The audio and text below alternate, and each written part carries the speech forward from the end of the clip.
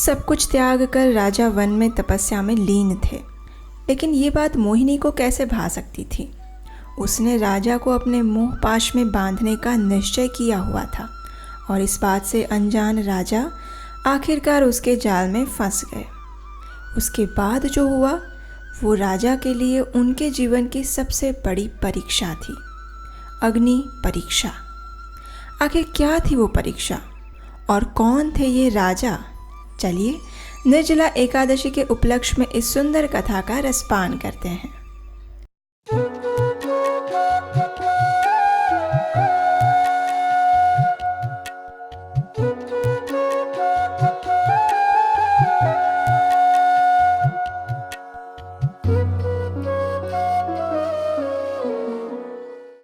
हरे कृष्णा।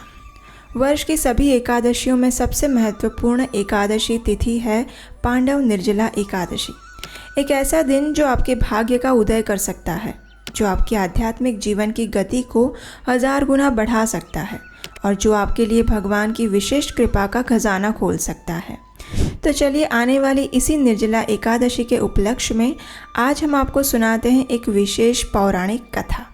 लेकिन उससे पहले अगर आप पहली बार इस चैनल पर आए हैं या फिर अभी तक आपने इसे सब्सक्राइब नहीं किया तो जल्दी से नीचे सब्सक्राइब बटन पर क्लिक करिए और इस चैनल को सब्सक्राइब कीजिए, जिससे कि ऐसे ही सुंदर पौराणिक और जीवन के महत्वपूर्ण उपदेशों से युक्त कथाएं आपको इस उपदेशाष्टकम चैनल पर मिलती रहें। तो चलिए अब करते हैं आज की कथा यात्रा का आरंभ। यह हज़ारों वर्ष पुरानी बात है, यानी आप लगा लो कि शायद सतयुग के समय की। इक्ष्वाकु वंश में एक बड़े ही प्रतापी और धार्मिक राजा हुए और वे थे अयोध्या के महाराज ऋतध्वज के पुत्र राजा रुक्मांगद। उनकी एक धर्मपरायण और पतिव्रता पत्नी थी, रानी संध्यावली, और इसी सुशील रानी के गर्भ से जन्म हुआ राजा रुक्मांगद के पुत्र धर्मांगद का। अपने पिता के चरण चिन्हों का अनुसरण करने वाला ये पुत्र बड़ा ही विनम्र और आज्ञाकारी था। उसके लिए अपने पिता के वचन ही सर्वस्व थे और इस प्रकार राजा रुक्मांगद का ये परिवार धर्म और नीति के मार्ग पर चलते हुए काल यंत्र की सवारी करता रहा। अच्छा, अब हम आपको बता दें कि राजा रुक्मांगद के राज्य की एक विशेषता थी और वो ये कि इस राज्य में प्रत्येक एकादशी तिथि पर प्रत्येक व्यक्ति निष्ठा और नियम पूर्वक एकादशी व्रत का पालन करता था। राजा ने स्वयं अपने राज्य में ये घोषणा करवाई थी कि एकादशी के दिन कोई भी व्यक्ति अन्न जल ग्रहण नहीं करेगा और यदि किसी ने किया तो उसे राज्य की तरफ से घोर दंड दिया जाएगा।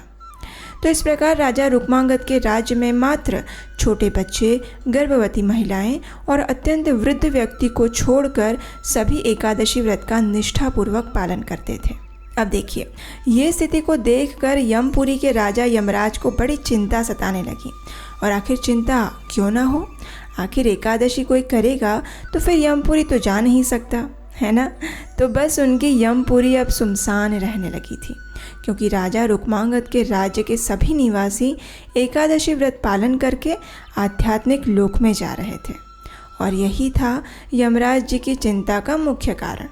अंत में थक हार के यमराज जी पहुँच गए सृष्टि के रचयिता ब्रह्मा जी के पास और वहाँ जाकर अपनी व्यथा सुनाने लगे। हे ब्रह्मदेव, आपने इस सृष्टि की रचना की, इसमें अनेक विभाग बनाए और प्रत्येक विभाग के अध्यक्ष बनाए, लेकिन अब यमपुरी के अध्यक्ष के रूप में मेरा स्थान विपत्ति में आ पड़ा है।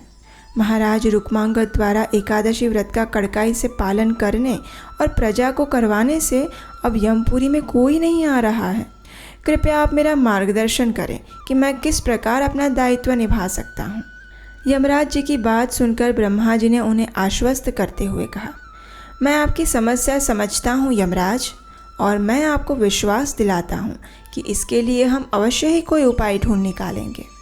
लेकिन याद रहे, एकादशी तिथि भगवान श्री विष्णु की अत्यंत प्रिय है और इसका पालन करने वाला व्यक्ति भी भगवान के हृदय के समीप वास करता है। इसलिए एक भक्त की परीक्षा लेना आसान नहीं होगा, लेकिन फिर भी हम प्रयास करते हैं। ये कहकर ब्रह्मा जी ने मोहिनी नामक एक सुंदर स्त्री का निर्माण किया, उसे अपना कार्य समझाया और भेज दिया उस स्थान पर जहाँ राजा रुक्मांगद अपनी पत्नी संध्यावली के साथ तपस्या कर रहे थे। जी हाँ, अनेक वर्षों तक राज्य करने के बाद अब राजा रुक्मांगद थक चुके थे। इसलिए उन्होंने अपना संपूर्ण राज्यभार अपने पुत्र धर्मांगद को सौंप दिया और स्वयं अपनी रानी के साथ हिमालय की ओर तप करने के लिए चले गए। जाने से पहले उन्होंने अपने पुत्र को आदेश दिया था कि एकादशी व्रत का पालन पूर्ववत ही इस राज्य में चलते रहना चाहिए। पुत्र ने भी अपने पिता की आज्ञा को शिरोधार्य किया और एकादशी व्रत का पालन करता और करवाता रहा। राजा रुक्मांगद हिमालय के जंगलों में जाने के बाद वहाँ भी नियम पूर्वक प्रत्येक एकादशी व्रत का पालन करते रहे। अब ये सारी घटना मोहिनी को पहले से ज्ञात थी, इसलिए अब उसने भी प्रतिज्ञा ली कि वह राजा रुक्मांगद का एकादशी व्रत छुड़वा कर रहेगी। अपनी योजना को सफल बनाने के लिए मोहिनी उस स्थान पर पहुंची जहां राजा रुक्मांगद तपस्या कर रहे थे। अपनी भाव भंगिमा और सुंदर स्वर तथा सौंदर्य से उसने राजा को अपनी ओर आकृष्ट कर लिया, और सिर्फ आकृष्ट ही नहीं अपितु अपने वश में कर लिया। स्वयं को ब्रह्मा जी की पुत्री के रूप में परिचय देकर उसने अपनी कुलीनता का भी प्रदर्शन किया।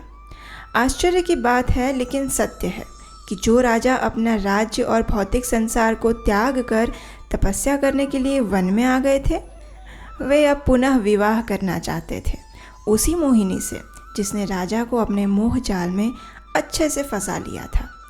जब राजा ने मोहिनी से विवाह करने का प्रस्ताव रखा तो मोहिनी ने एक शर्त रखते हुए राजा से कहा, ठीक है राजन, मैं आपसे विवाह करने के लिए तैयार हूँ, लेकिन मेरी एक शर्त है और वो ये कि मैं जो भी बोलूँगी उसे आपको करना ही होगा।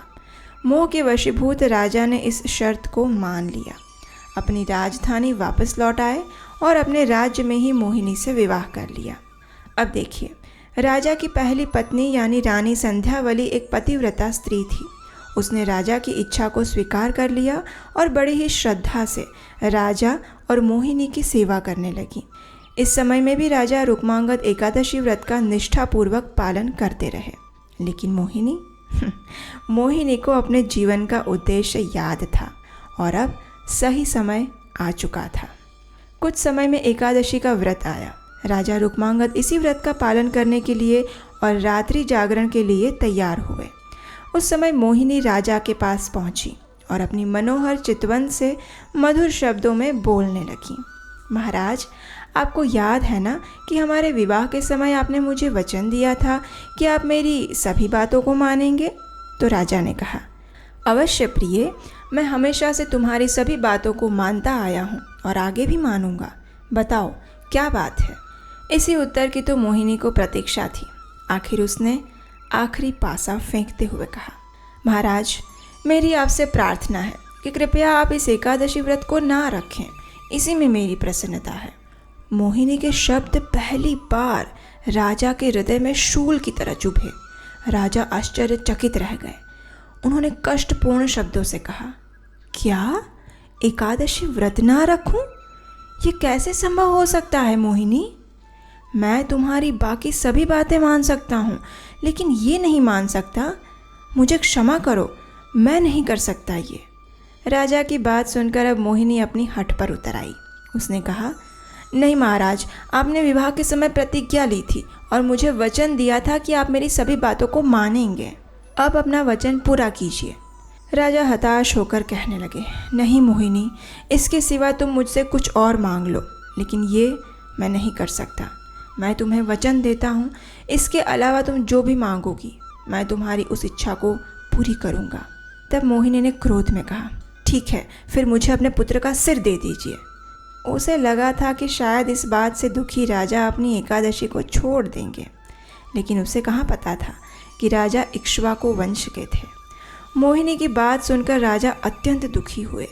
जब राजा के पुत्र धर्मांगद को ये बात पता चली तो उसने अपने पिता को बहुत समझाया कि इससे बड़ी सौभाग्य की बात मेरे लिए क्या हो सकती है। वैसे भी ये शरीर एक न एक दिन नाश हो जाएगा, तो अगर इस शरीर का सदुपयोग हो जाए तो इससे अच्छा क्या होगा। रानी संध्यावली ने भी अपने पुत्र की बात का अनुमोदन किया। राजा ने अपने हृदय पर पत्थर रखकर जैसे अपने पुत्र का सिर काटने के लिए तलवार हाथ में ली, उसी क्षण स्वयं भगवान श्री हरि गरुड़ पर विराजमान होकर वहां उपस्थित हुए।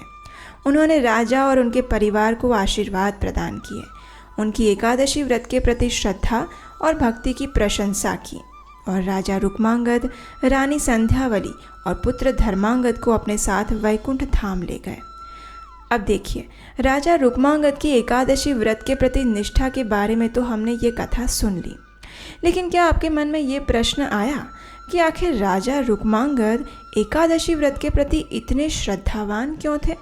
ऐसा क्या कारण था कि राजा ने अपने इकलौते पुत्र का सिर देना स्वीकार किया लेकिन एकादशी व्रत तोड़ना नहीं?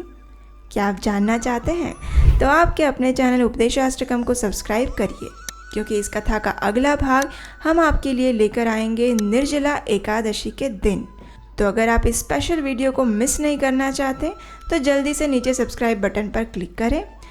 वैदिक संस्कृति के प्रचार के इस महाअभियान को आगे बढ़ाने में आप भी हमारी सहायता कर सकते हैं, स्क्रीन पर दिए गए नंबर पर अपना आर्थिक योगदान भेजकर और इस वीडियो को लाइक करके अधिक से अधिक लोगों तक पहुंचाकर। तो चलिए मिलते हैं इस कथा की अगली कड़ी में बहुत जल्द।